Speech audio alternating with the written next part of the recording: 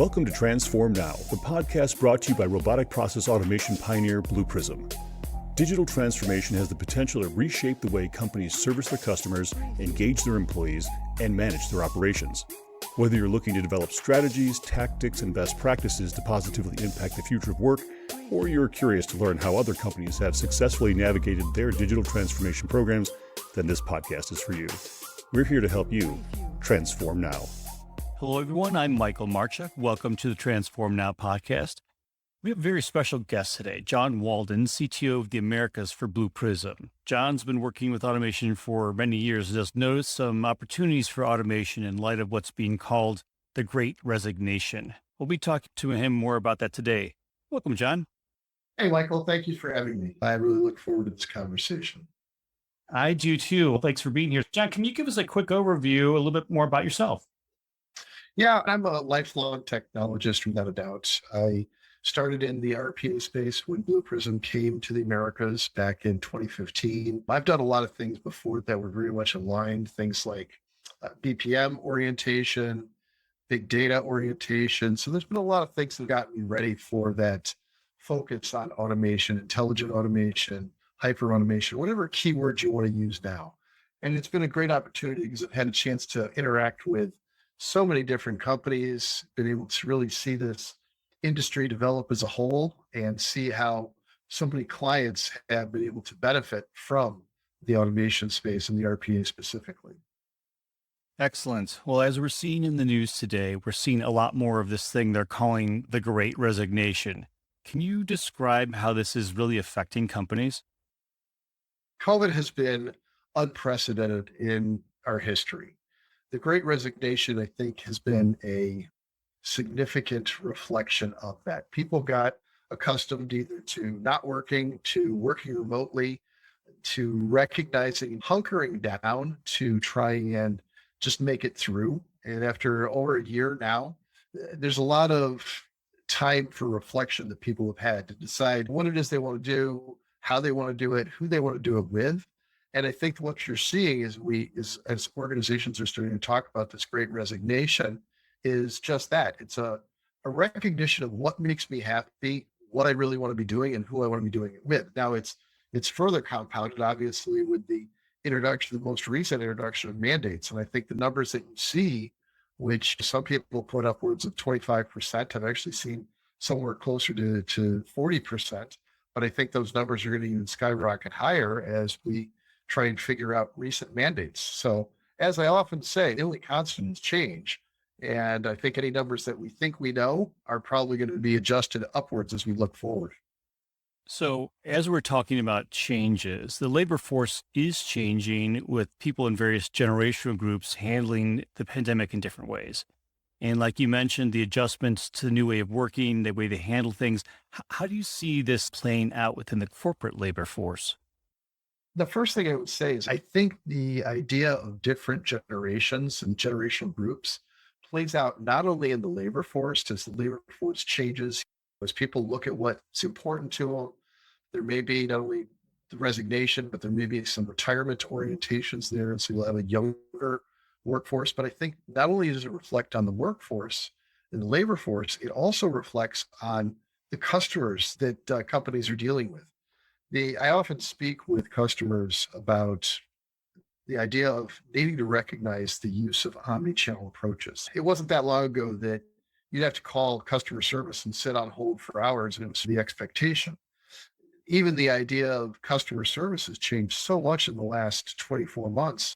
Initially, we'd gone to a point where people were expected to work almost 24/7. The idea that you could reach somebody for customer service, or you could go to a grocery store or a Home Depot or a Walmart 24/7 was just expected.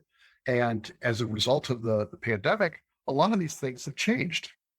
It's not unusual now to see very restrictive hours, not only from a in-person presence, but also an online presence. We recognize that these latest generations, and with all the uncertainty, that people aren't going to try and do things at all hours. It's been a certain amount of freedom that they've had with working from home, but it's also a certain expectation that I think some of the or recent generations because of the mobile connections and so forth are expecting. And so when you look at the change that's occurring, it's really a change that has to be recognized that it's not just labor, but it's also expectations. But most appropriately, it's for an organization. I always reference it back to this idea that work has to be accomplished. Ultimately, work has to be accomplished, whether it's being done at all hours or a very specific short-term time frame. And with most companies, you have to give consideration to how is that work processed.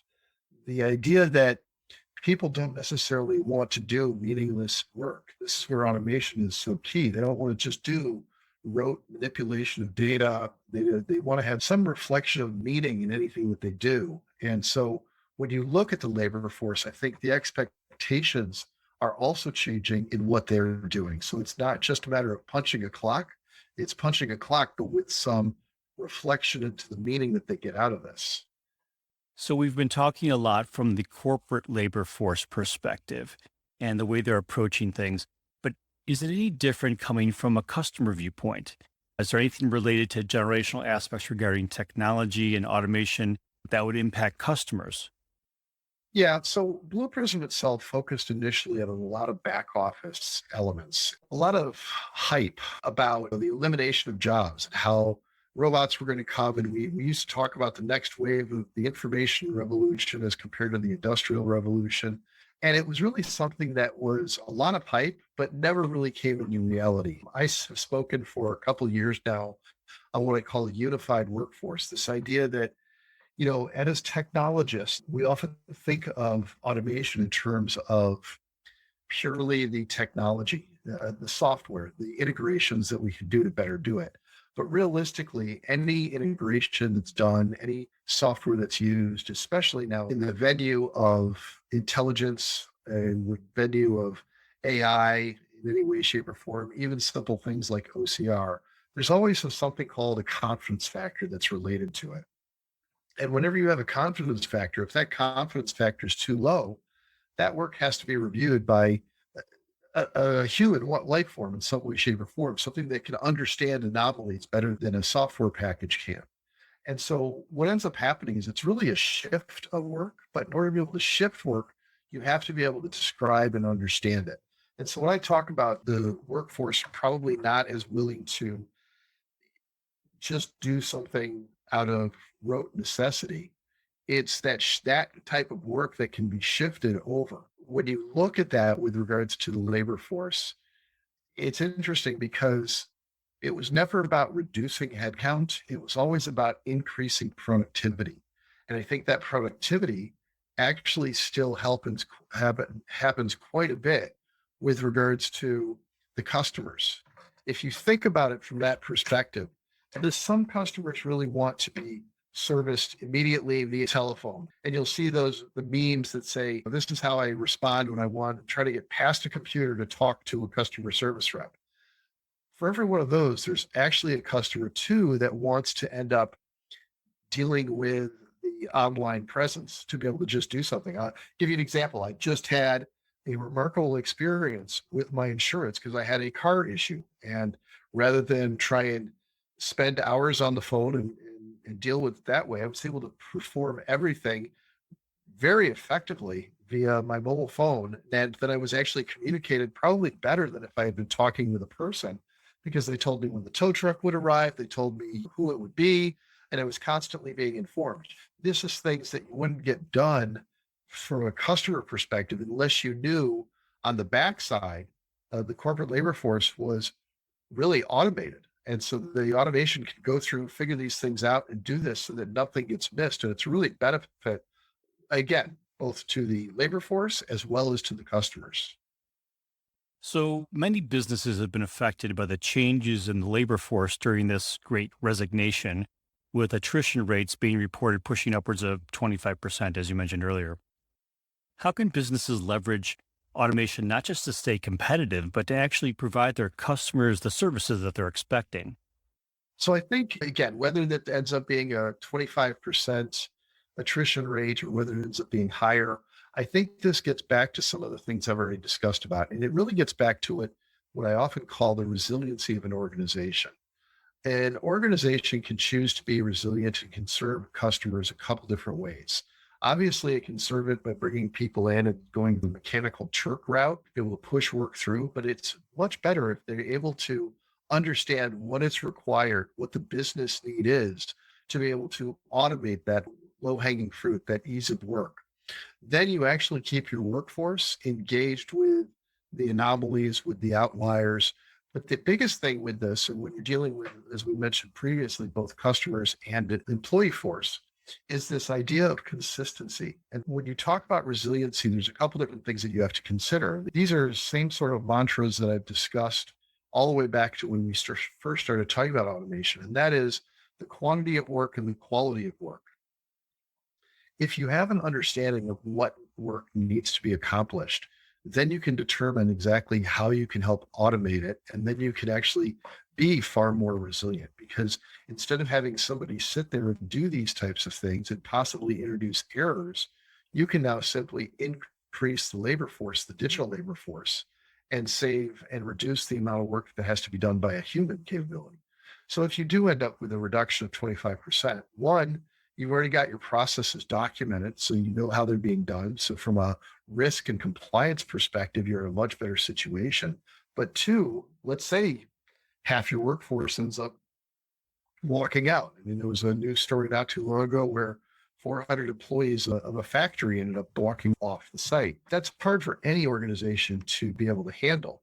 And unless you've done or planned for some form of automation, it's just unfathomable to think that work can be accomplished without planning ahead and without thinking about this in terms of how you can leverage automation going forward. So automation doesn't happen overnight. And as we're looking at the workforce changes that we're seeing right now, it sounds like companies really have to be taking this into account. What steps can organizations take now to provide them with some resiliency, at least in the immediate term, while they're dealing with resignations that are at 25% or whatever they are going forward? Well, I'm going to give you credit where credit's due, Michael. I think at one point in time, you used the term very early on in one of the podcasts that you had done about thinking digital. That idea of recognizing the need to do that is one of the places that you start. Being able to document your processes and reconsider them to be able to think in terms of digital first is a key component. And it's not digital first from a eliminate employees perspective. It's a digital first by really understanding the work and the processes that need to occur. This is one of the reasons why, early on at Blue Prism, we spoke specifically about this idea of a robotic operating model. You can call it a model, you can call it a framework, whatever the case may be.